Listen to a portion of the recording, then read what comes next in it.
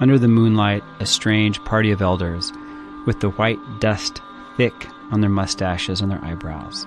They moved on, and the stars jostled and arced across the firmament and died beyond the ink-black mountains. They came to know the night skies well, Western eyes that read more geometric constructions than those names given by the ancients.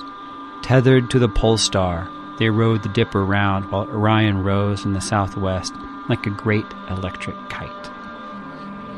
The sand lay blue in the moonlight, and the iron tires of the wagons rolled among the shapes of the riders in gleaming hoops that veered and wheeled, woundedly and vaguely navigational like slender astrolabes, and the polished shoes of the horses kept hasping up like a myriad of eyes winking across the desert floor. They watched storms out there so distant they could not be heard. The silent lightning flaring sheetwise, and the thin black spine of the mountain chain fluttering and sucked away again in the dark. They saw wild horses racing on the plain, pounding their shadows down the night and leaving in the moonlight a vaporous dust like the palest stain of their passing.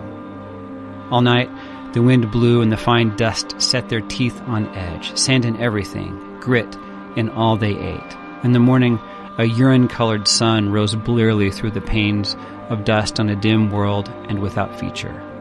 The animals were failing. They halted and made a dry camp without wood or water, and the wretched ponies huddled and whimpered like dogs. That night, they rode through a region electric and wild, where strange shapes of soft blue fire ran over the metal of the horses' trappings, and the wagon wheels rolled in hoops of fire, and little shapes of pale blue light came to perch in the ears of the horses and in the beards of the men. All night sheet lightning quaked sourceless to the west beyond the midnight thunderheads, making a bluish day of the distant desert. The mountains on the sudden skyline stark and black and livid like a land of some other order out there whose true geology was not stone, but fear. The thunder moved up from the southwest, and lightning lit the desert all about them, blue and barren, great clanging reaches, ordered out of the absolute night like some demon kingdom summoned up, or changeling land, that come the day would leave them neither trace, nor smoke, nor ruin, more than any troubling dream.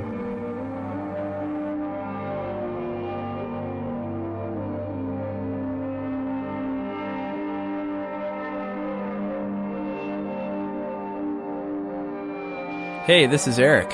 And this is Nick, and welcome to another episode of the Books of Some Substance podcast, where today we're talking about Cormac McCarthy's Blood Meridian, or the Evening Redness in the West. And joining us is University of San Francisco's Dean Rader. Dean, thanks for joining. Thanks for having me. It's great to be here in the radio dungeon. And spoiler alert, this is a radio dungeon. So this book is... it's intense. It's got a lot of stuff to unpack, whether it's the imagery of it, whether it's the creation of the character of the judge, whether it's the historical context and the associated relations with race. But I think a good spot to start with is just the fact that this book, with so much action and so much violence and so much brutality, is actually quite plotless in a way. I think that speaks to a lot of McCarthy's prose style and the structure of it. And so I was wondering, Dean, to kind of start us off, how does this work, and why is this so significant from a prose standpoint? It's a great question, and I think it's one of the things that both attracts some readers and repels other readers, is that there is not an obvious plot structure, at least in a traditional sense. For me, as a poet, I love this book because I feel like the experience of reading it mirrors the experience of reading a lyric poem, in that what is foregrounded is language and the lyric pressure of the language, the intensity and cadence of the prose. And what's put into the background is ideas like theme or plot or structure.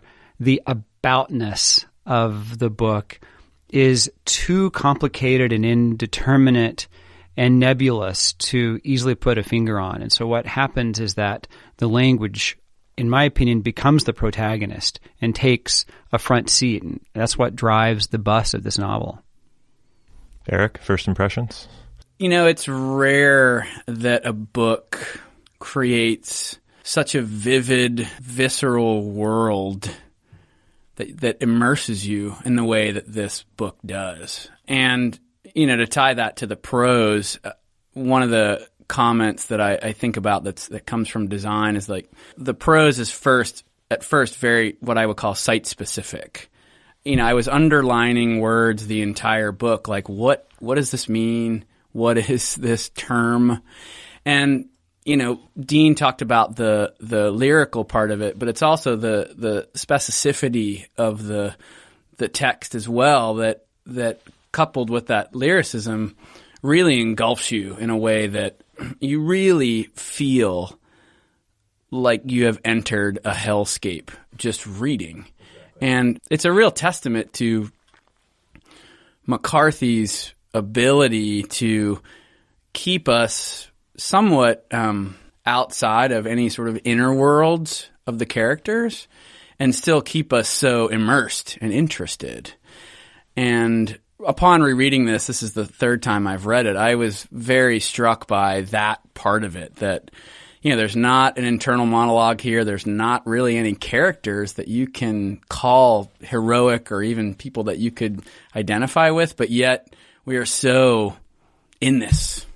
And I have to think from a craft standpoint, that's a very difficult feat to pull off. Yeah, and that whole thing that comment about the prose being the protagonist, and then also kind of the lack of the interior, I think is so incredibly key to this, because it's amazing how almost numb you can become to the violence and to actually the content of what's going on in this narrative. And I find that to be incredible, but it's also sort of a statement about how that quote that was read at the beginning by Dean is so unbelievably engrossing and engaging.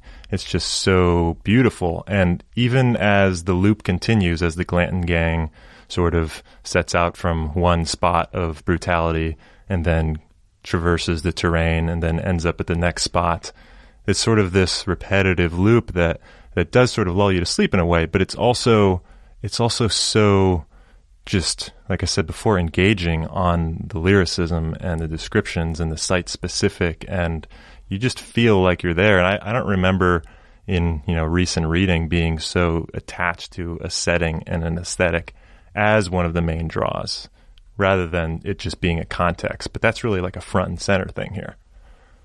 And of course, the comment I'll kind of toss back to Dean, but you had made previously on sort of the biblical nature of this. And this is Revelations to its core over and over again. Well, I think one of the reasons we are so drawn to this novel, and I think you're both right, there is a plotlessness that is sort of breaking all the rules of a novel. And then there's a lack of interiority. If you think about the point of view, it's third person, but it's a limited third person. We never get inside the kid to know if he's scared or if he's troubled. We don't see him remember. We maybe know what he does, but that's only because the narrator tells us. And I also want to address the mysterious narrator. I mean, who is this person speaking? But there's a triangulation of a lot of mythologies happening. On one hand, the prose really traffics in the vocabulary and the cadence of the King James Bible. And so that heavy mythology intersects with the heavy mythology of manifest destiny, Western expansion, settler colonialism of the West. And that is another great mythology that I think Americans are still fascinated by, just how the West was settled and how violence played an important role in white people taking control of this land. And then 3, that notion of violence that seems to go back to the very ontology of America. Those 3 things wind up triangulating, and that's what creates this tension, this intense momentum that pushes this narrative along, despite the fact that we can't really relate to any of the characters. There is no obvious plot arc, and we don't really know what the characters are thinking or feeling. It's amazing that it works. It shouldn't, but in some bizarre way, it's incredibly compelling. It's like he set out to just be like, what's the bleakest thing that I can do with this arc here?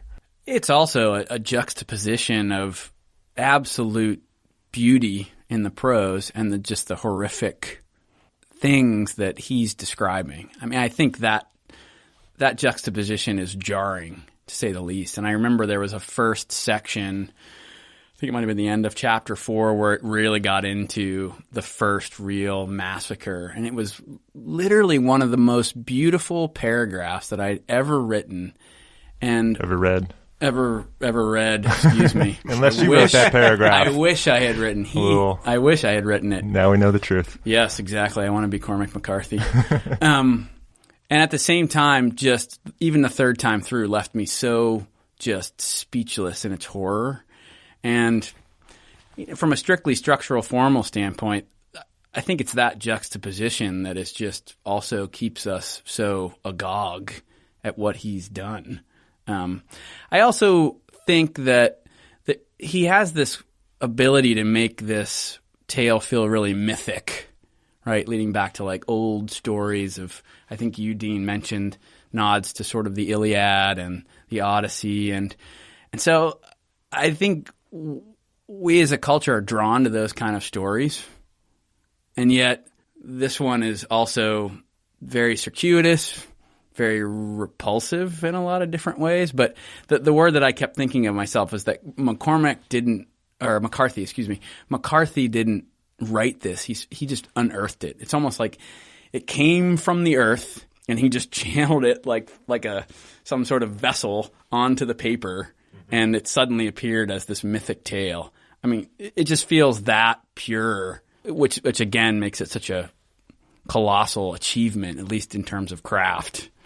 Yeah, I think that's a lot of the underpinning, especially with relation to the characters sort of just being external, right? So you're not really introduced onto what's going on inside. But where that comes is sort of this aspect of that everybody's kind of a tool, everybody's playing a certain part in the dance, which becomes more and more of a theme that's woven in, that, you know, essentially that you have your role, and we'll get into the epilogue later, what we think our interpretations are. Oh, right. But it's this format of just, you know, we don't really need to look on the inside because we're all important in playing the part externally, even though nobody actually asked us to play the part. And again, that just feels, keep pulling on this mythical thing, but that seems the nature of these big tales. It's not really about internal struggles. It's about these bigger things. It's about conquest. It's about war. It's about all of that big stuff. And he's just linking it together perfectly. Well, I mean, you mentioned too this idea of the unconscious, right? Trying to verbalize the unconscious, and whereas maybe like authors like Virginia Woolf were trying to unearth these individual consciousness, he's sort of visualizing this the consciousness of America, you know, this much more collective consciousness that feels a lot more difficult, and again goes back to why this book is so interesting. Yeah, so maybe we should kind of transition into some of that context, which is, so the book is set in the mid-1800s, so 1850s, and the book itself was written mid-80s, right? So we're about 30, 35 years beyond. And so there's still, Dean, you kind of mentioned at the beginning how, as Americans, there's still this interest in, you know, in the West and how it came to be, right? And so as we read this now, which is, in my opinion, a very blatant story about how, you know, this was not a time of good things, right? This was a time of brutality and violence, and I think that's an obvious thing, but somehow we're still obsessed with it in a way. And I think that has some underpinnings to how America works and manifests destiny and all those things. So I was just kind of wondering, you know, thoughts you have on reading this now in 2018 versus it was written in the 80s versus the historical setting that it was in to start. Yeah, it's curious to think about what McCarthy's project was, what he had in mind when he set out to work on this book, because he seems to be interested in a lot of things. On one hand, he seems to want to demythologize or debunk any notion of the noble Western, or that the West or America was settled peacefully, or with any kind of divine notion that we were endowed to occupy this land between the two oceans, that America is at its core a contact zone. It is always a frontier that is battling up against race and violence and obsession with victory and dominance. And he seems to be turning to all sorts of other sources to play this out. I mean, one of the things I really am enamored by in this book is how he takes all these references from the Bible, as we discussed, to the Iliad and the Odyssey. I mean, there are no more graphic, as you suggested, descriptions of war, except maybe in Homer's The Iliad. And by the way, both the Iliad and the Odyssey were these great epic projects, as this is, to suggest how a country and a culture sort of arrives at its identity. And he quotes from Moby Dick, and there's references, I think, to Heart of Darkness, real correlatives between, Marlowe and the Judge, and direct quotations from Shakespeare's Henry V, and even from a Wordsworth poem, a Yeats poem. So it's as well as an actual confession by someone who is in Glanton's historical gang. So again, it's the stitching together of all these different sources, as is America, the stitching together of all these different cultures to suggest how something is made or put together, not just handed to you. I mean, you could argue that the Judge as a character is a collision of this almost Jeffersonian ideal of America and the way he would speak in these soliloquies about man and man's greatness, right? And then the actions of him and the group he is with. I mean, there is such a collision of this idealized notion of who we are as white men in America and what they actually do. And I think that collision, too, is also I think that's what creates a lot of the interest in the book, too, is that there's this one guy that's saying, despite what we're doing here, we're still this elevated sort of culture, this elevated man, and how can you possibly agree with him considering what's going on around him at all moments in this book? So here's a question. So as you read The Judge and as he progresses into a lot of his actions, there's kind of a question of audience and how the lens you look through it. But did you ever find yourself liking the Judge? Because I think one of the things with that role, like exactly what you said, is that juxtaposition between the two sides, is that I would sometimes find myself kind of enthralled by him. And that was a very complicated thing to have to deal with. Because you saw the whole, but even when he went into sort of those moments of, the whole making the gunpowder flashback, and I mean these things are brilliant in a way, right? And he explains these things, and he's so eloquent, and he's got it. But at the same time, he's also scalping and murdering and doing the most heinous acts possible. And I thought that was a perfect testament of learning to deal with. He is America. That's sort of what it is. Yeah, he's literate. He shows moments of compassion at times for animals, or sometimes he diffused a few situations that thought, they might go south. I mean, there's part of you like, well, he's about the only person I can root for right now at this moment, right? And I had mixed feelings too, because at times he was so erudite and intelligent, and at the same time he's this demon walking the earth.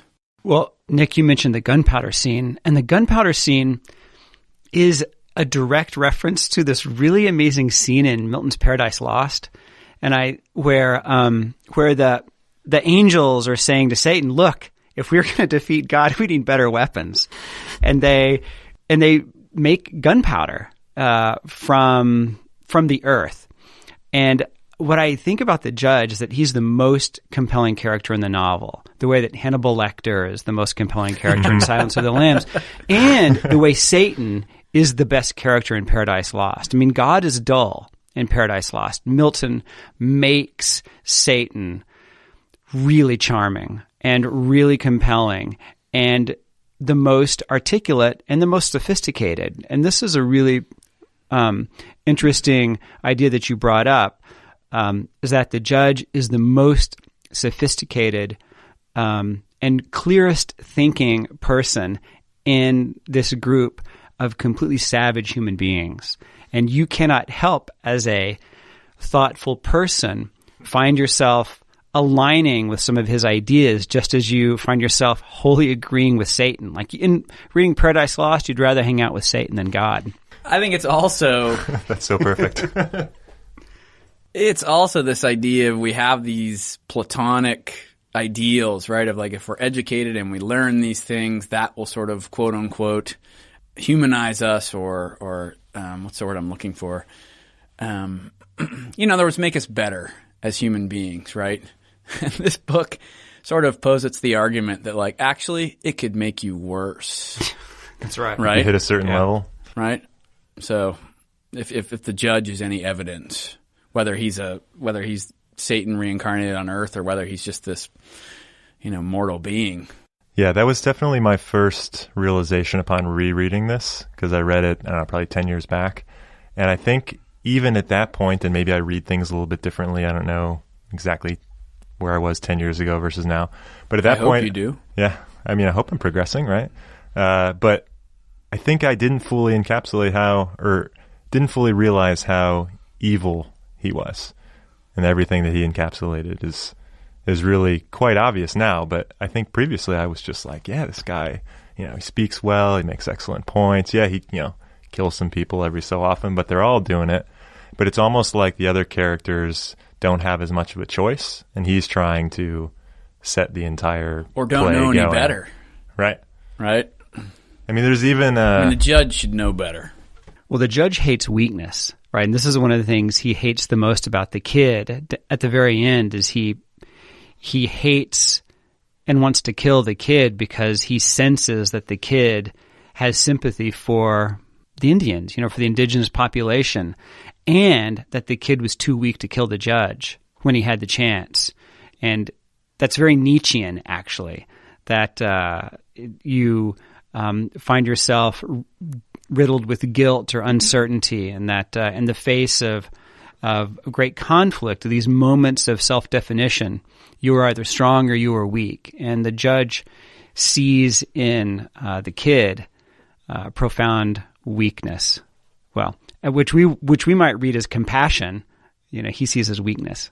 Well, he has the option to be strong, whereas I think maybe with the reason the judge was so sympathetic to the, I don't know what the term is they use, from the imbecile or that he takes with him, and he's like, well, maybe the reason the judge takes that person with him is because this person doesn't have the agency to be strong, whereas you, kid, had the agency to be strong, and you squandered it. Right. And he's so obsessed and driven by, our roles and fate and all that stuff. And actually, I mean, there's so many judge quotes to read, but I want to read the one where he's talking about basically the tale of two men wagering death over a card game. And I'll kind of start halfway through. But he says, "This man holding this particular arrangement of cards in his hand is thereby removed from existence. This is the nature of war, whose stake is at once the game and the authority and the justification. Seen so, war is the truest form of divination. It is the testing of one's will and the will of another within that larger will, which because it binds them is therefore forced to select. War is the ultimate game because war is at last forcing a unity of existence. War is God." And he's just kind of hanging out, and he's like, let me tell you how it is. And I think, that's a perfect, is he the absence of God? He keeps speaking so much about the underpinnings of nature and, these higher arcs that are already prescribed to us.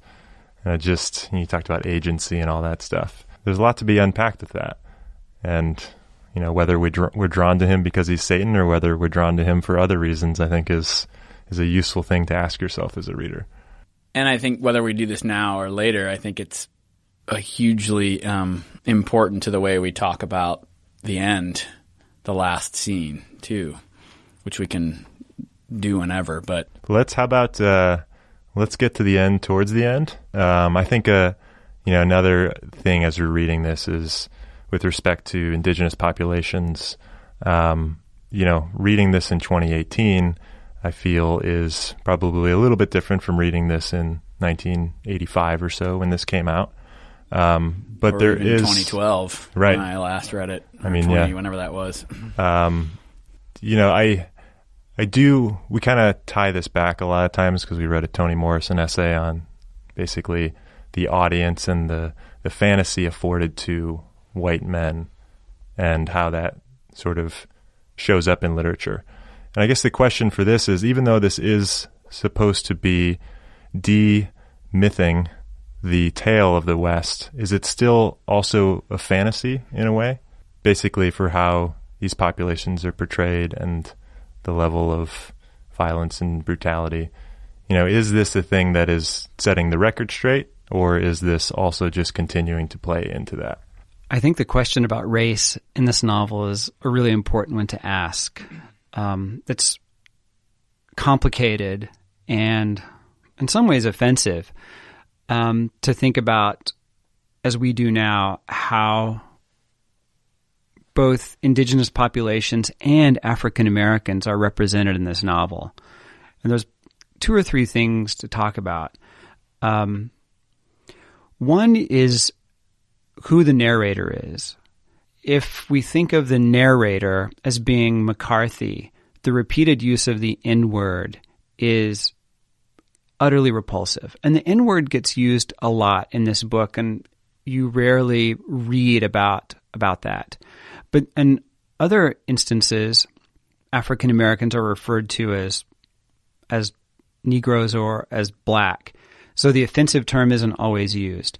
And one of the things that I think is really interesting about this novel is that the narrator seems to be a person who's telling a story. I feel like this novel is very much in the manner of the oral tradition, and that there's one person telling the story.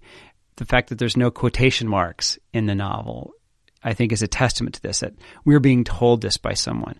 And I think that the only thing that kind of saves this novel from being a racist novel might be the distance between McCarthy, the human being, and whoever the narrator is, who's telling this story and representing indigenous populations as savages and almost crazy, and uses the N-word repeatedly. And I think McCarthy would want to separate himself from the narrator, but nevertheless, the narrator, whoever it is, at times I've thought the narrator was the judge, because he's the only one who doesn't die, and he's lived to the end to sort of recount the tale, since he's the one who seems to have the most information about things. And the vocabulary and cadence of the novel is a lot like the judge when he talks. And we know the judge's stance on race and violence and whiteness. So I think that you cannot read this novel as a smart, thoughtful, woke person and not be really troubled by the representation of minority groups in the novel. It doesn't mean that the novel is necessarily a racist novel, but the narrator participates in racism. And that is a really hard thing to come to terms with when, as you said, on one hand, the prose really hits high sublime, right? It's gorgeous writing, and yet very few books that are literary have details that are more racially repulsive. And that's a really difficult thing as a reader to reconcile. The book, I think we can all agree, is no doubt a giant rebuke of any sort of argument that the white man ever had any sort of monopoly on civilized behavior, if any at all, right? And if there's a theme that sort of keeps bubbling to the top of this book, that's it for me, is that any sort of glorified idealistic notion we had of the American West or America period has just been completely dispelled by the cruelty that runs roughshod through the entire book, right? And so I think the question for me is, yes, I was very uncomfortable in those moments. But you can also see McCarthy trying to sort of, I think, create a world that, well, how imaginary it may be historically, that feels realistic in that moment. And there's probably no doubt to me that this sort of language was used by these kind of people about other indigenous peoples or African Americans. And so the question is, did he really need to go that far to create that sense of the world, the repulsive people that inhabit it, and how they treated the other races as they bulldozed across the American West? And I don't have an answer for that. And I'd be curious to know if McCarthy ever sort of made a comment about it. But if we buy the theory that he was trying to channel what this was all about, warts and all, that language was probably a part of it. But does that mean we should be reiterating it or voicing it again? It's not a question that I sort of feel as qualified to answer, but I do ask it in my head.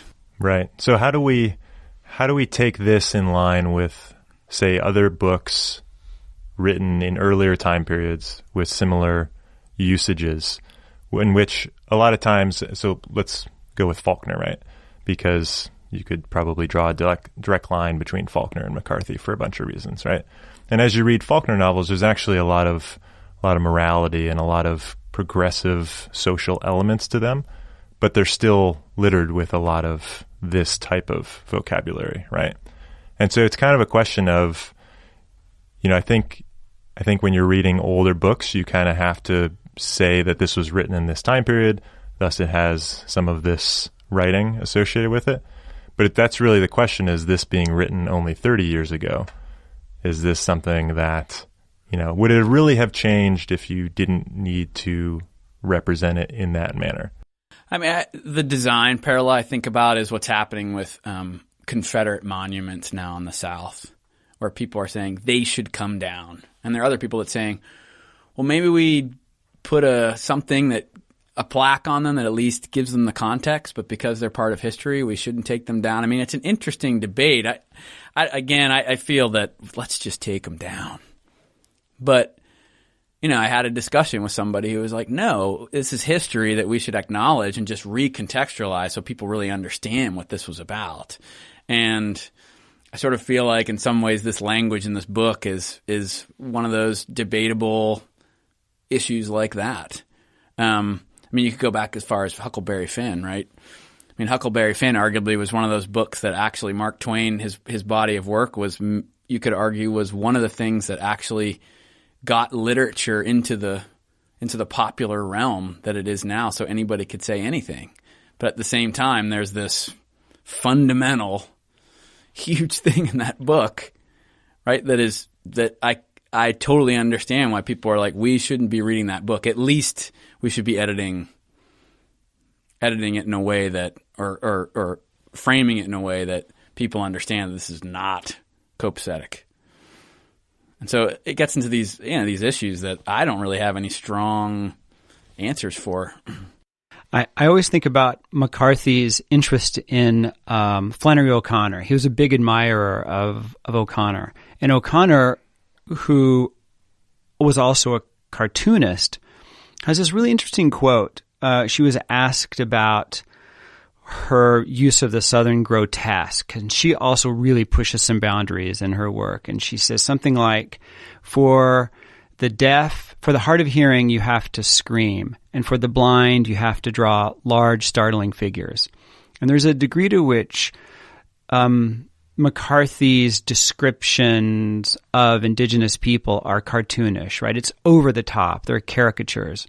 And you get the sense that he is overdoing it for some kind of impact or argument that is more historical and contextual than it is literal. And I think he's probably, like O'Connor, sort of skewing toward the cartoonish. He's overriding and overdoing things in order to make some sort of point. I think what is potentially problematic is that it's not always clear what that point is. Right. Yeah, I also think about this with respect to the novel he wrote before this. So Suttree, which is kind of set in the 1950s, Knoxville, sort of the underbelly, kind of the fringe people of society, right? And it's a perfect example of how he really lives in and inherits the verbiage and the slang, and he's in there, and that's how he writes, right? But at the same time, he's also representing those characters and that section of society kind of in a similar, like you said, like a grotesque, a theater of the grotesque manner, right? And I think one thing you can get out of that is that there's so much humanity there. There's so much humor. There's so much actual life in a section that I think a lot of people had overlooked, despite some of its thorns. And I think that ultimately that's what he's trying to do with this, like you said, by kind of shooting higher, by pushing this to a certain direction to kind of force a discussion. And I think ultimately, we've talked about this for a good 15 minutes maybe. I think ultimately it's working, but I still think kind of your comment about the monuments, just take them down, that maybe we're getting to the point where we should be taking down some stuff. That pushing it into that level is, I think there's a pain that we should be cognizant of. And there's a distinct difference. That's not a great analogy because I think the monuments are in this public square area where people are confronted with them, where you have a choice to read this book or not, right? And I think it goes back to the role of literature. Is it literature's responsibility to present this idealized notion of who we are and what we do as a society, or is literature's role to actually sort of expose us to the ugliness underneath? Because you could argue that the idealized version is sort of state TV, or, this is what we want you to read, and this is what's, ideal for you. And so, to me, it also goes back to the role of literature and what we feel it should be doing. But there are limits, obviously. And I think one of the interesting things about being in the time period right now that we are is I think we are rightly reinvestigating what those limits are. Right? I think there's a real generational shift between no, it's free speech. The Nazis in Skokie, ACLU fought for them because that's what they need to do. And now I think we're questioning that. And I think it should be extended to literature too. But I think it needs to be a very nuanced discussion. And that's where I know I don't have any firm answers on this personally. To me, I just know I've been crunching on it a lot as of late. I think your analogy of the monument is a really interesting one, because I think you could argue that America and history and Hollywood and our cultural institutions have erected this monument of noble cowboy whiteness. And I think McCarthy is tearing that down, right, with a vengeance. And so what he's not doing, unlike, say, Faulkner, is he's not really offering an alternative, right? He's just taking down everything, every myth, every fiction, every reassuring narrative that white Americans have told about themselves and their country and how they deserve this land. He's deconstructing all of that. And it's hard not to see that that's pretty obvious in the book. Anybody that comes at this and goes, oh yeah, man, what we did in that book, that was awesome. That person needs to be put away. That person's not reading in the same way. Yeah, exactly. And so does that, make the sort of aberrations of or questionable terms for certain people excusable? That's one of those questions that I probably wouldn't have thought so much about even 10 years ago. And then I'm thinking about so much more now, whether it's reading literature, whether it's teaching, whatever, monuments in the South. So speaking of the messaging behind this and sort of the context, right? Let's get to kind of the ending, right? Where the trajectory of this slow burn procession ends up, where we have the kid, many years passed. Was it like maybe 2 decades passed? So he's older, and he reconvenes with the judge, who does not seem to age, and as noted, doesn't really sleep, but dances a lot too. So where this ends up is a question of, is it bleak? We have this scene where eventually they meet each other in the Jakes, right, out back. And for the first time in the novel, McCarthy doesn't feel the need to describe violence in every tiny detail. The one moment of restraint. Yeah, exactly. Which, of course, is fantastic because it just makes the reader go, wait, what? What just happened in there? So I just want to kind of talk through that because I think there's so much magic in that arc and how he pulls it together at the end. Well, the novel in some ways takes on the classic structure of a Bildungsroman, which is the sort of coming-of-age story. In the first chapter, the protagonist is the child, and then for most of the novel, he's the kid. And then in the very last chapter, he is the man.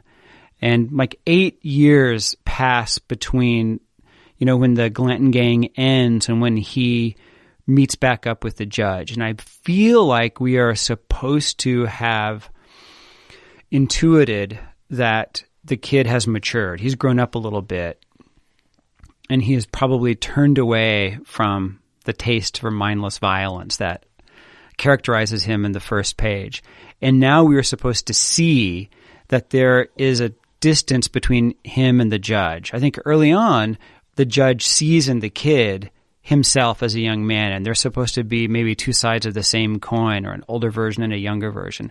But when they meet at the bar at the end, and the judge talks about truth and war and dancing, and that there's only room for one beast on the stage, we are at that moment supposed to see that there's a distinction between who the child has become and who the judge is. And what is depressing is that when the kid goes into the Jakes, the outhouse, the judge is already in there naked, takes him up, gives him a big bear hug, and then the scene ends. And then we wind up hearing from someone else who goes in, he says something like, "Oh my God," someone says, "You don't want to go in there." And we are left to our imagination to wonder what happens. And I have, a couple of different theories on what it is, but clearly, in this novel at least, the judge's judgeness triumphs over whatever internal evolution or growth, right, the kid has acquired or achieved. And that's actually a perfect lead-in for a quote that I wanted to read, and you just teed it up. But the point of triumphing over evolution and growth, when he talks, the judge says, "Drink up," he said. "The world goes on. We have dancing nightly, and this night is no exception. The straight and the winding way are one. And now that you are here, what do the years count since last we two met together?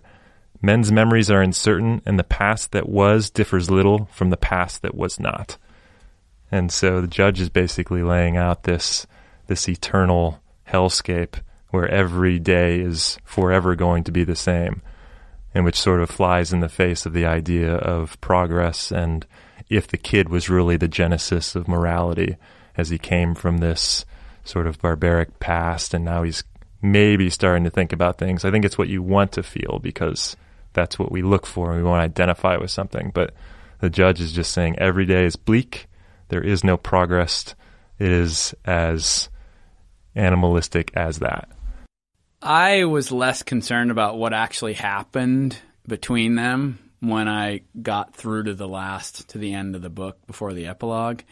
I sort of saw it as the judge representing the void just kind of eats whole the kid. And the guys who go back there get a glimpse of that void and are like, whoa. I don't know what it was specifically, but it's like, whoa. You don't want to go back there because that's the world. Don't want to go near it. And because he was talking about the dance a little bit earlier, to me it's like, okay, they're all dancing because you're right. The world is a hellscape, and all we have to kind of distract us from it is the dance, right? This moment of revelry, and we're just going to have fun and celebrate and drink because there's nothing but black, and this is the only distraction that you have. And so I think the kid, up to that point, before he disappears, there was a glimpse of the fact that, oh, maybe this will turn. Maybe there is some light at the end of whatever winding road that he's been on. And the book says, no. It's all dark. You may get a few moments where you drink a little too much and get high on the world, but don't be under any illusion that it's anything but black and the judge dancing naked. He has such nimble feet. Yeah. I mean, that scene, it's so visual. You're just thinking to yourself, like, however you visualize that, it's like, wow, that is a scene to go out on. Yeah. Right? He's got tiny feet, right? Tiny feet, right. Tiny hands, yeah. naked, hairless. So I actually want to hear your theories. Yeah. That was a little bit throwing it out there.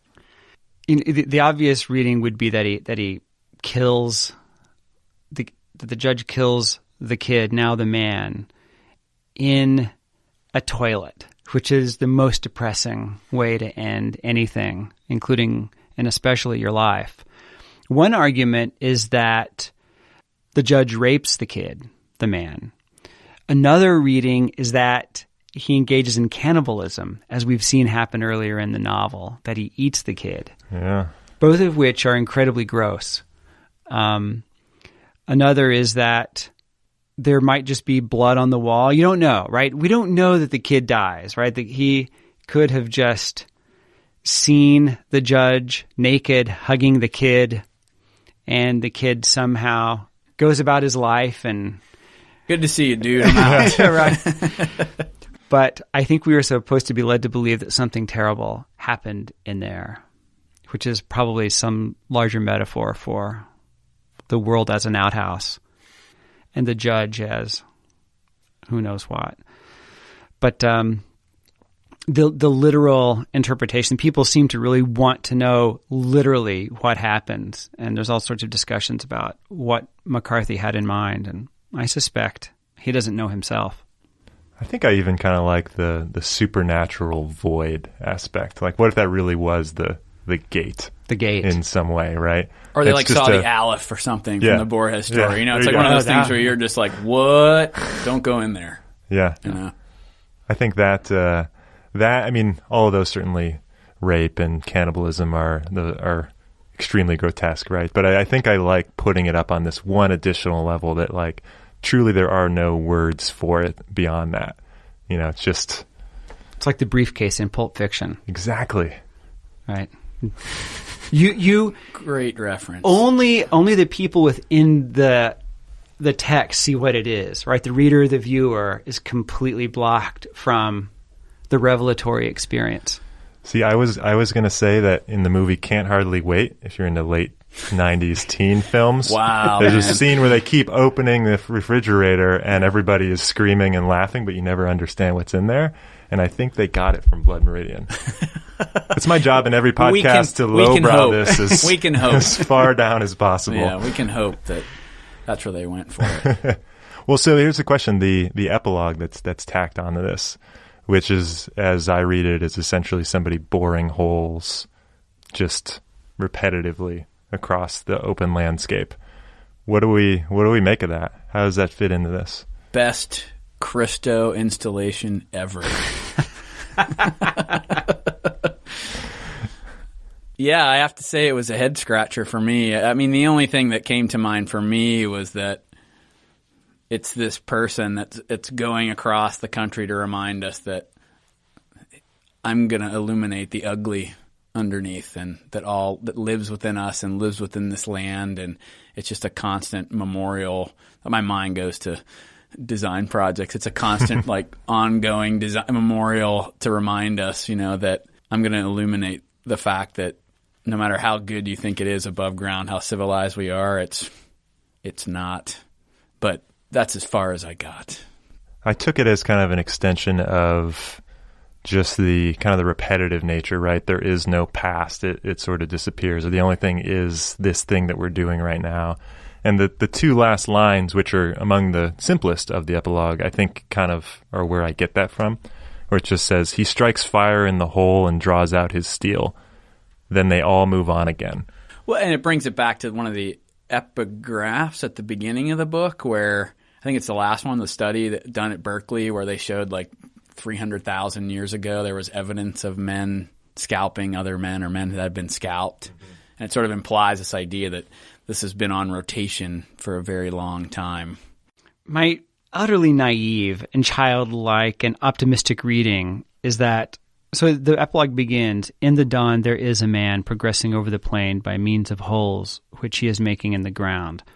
That the man is the kid who has become the man in the final chapter, and somehow he escapes from the judge and winds up doing this crazy project by drilling holes in the ground. I mean, part of it reminds me of Prometheus somehow drawing fire out of something. I also thought about like maybe digging telegraph poles, right? So the arrival of the telegraph means the end of the ability to do what the Glanton gang is doing without news being able to travel fast, like without witnesses. Like the arrival of progress or a so-called civilization to the West. There's all sorts of ways to read the end.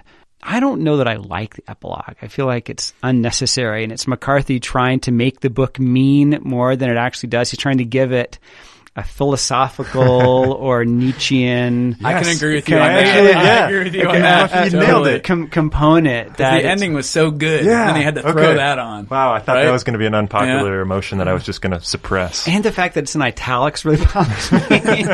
So there's formally and structurally, I think it's an attempt to save the book from being utterly depressing and nihilistic, and to make it seem deeper than it really is.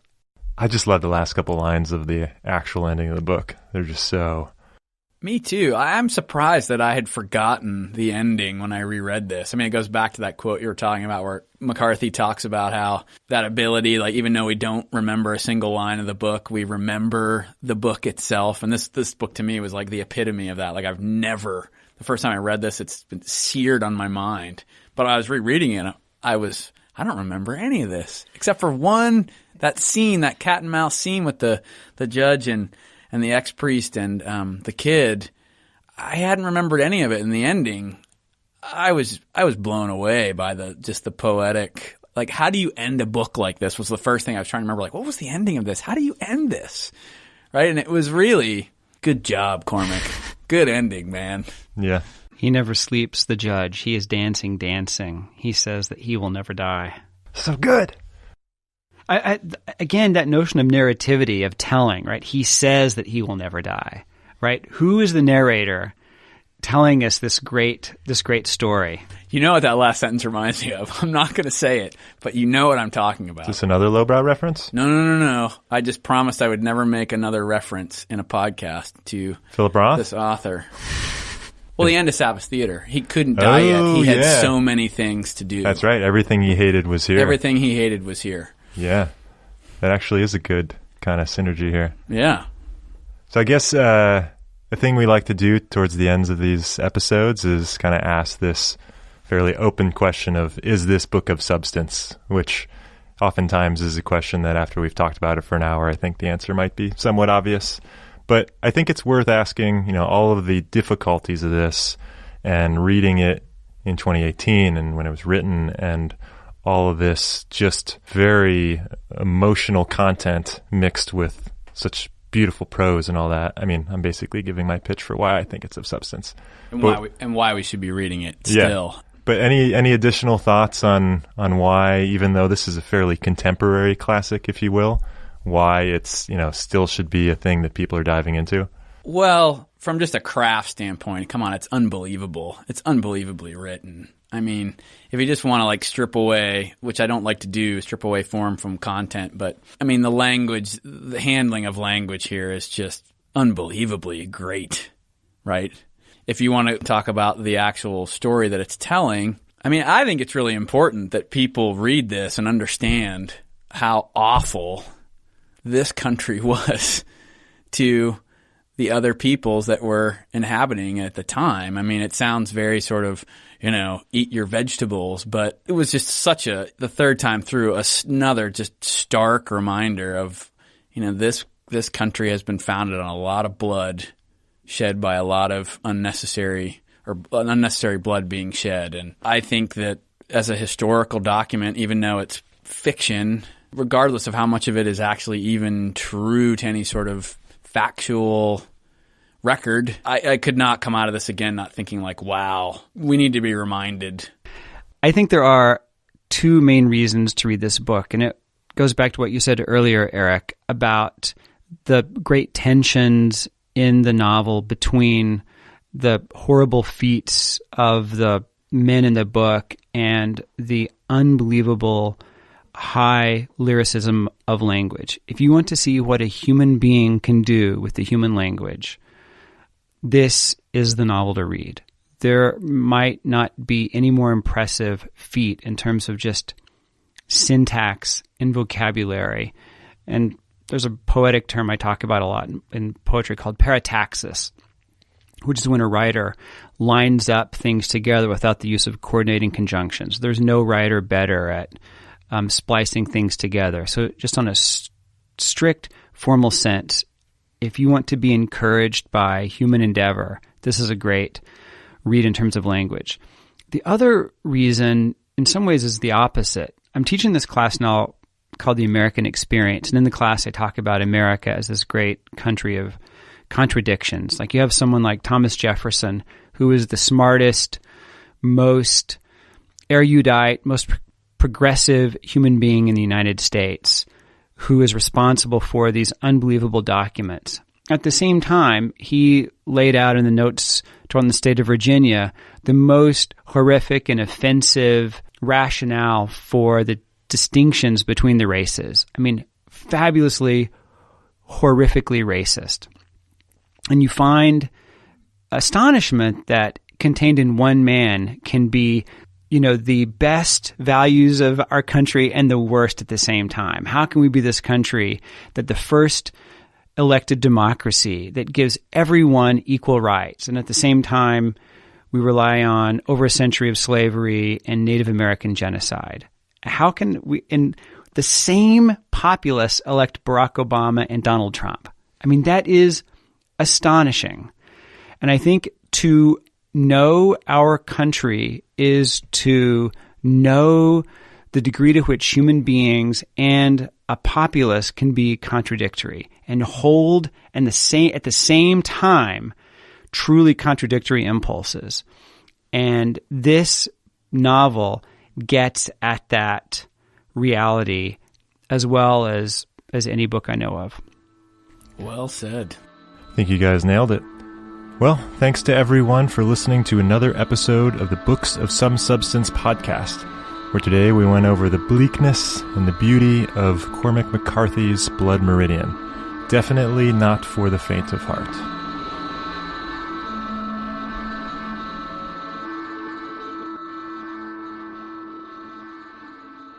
Just read it yourself.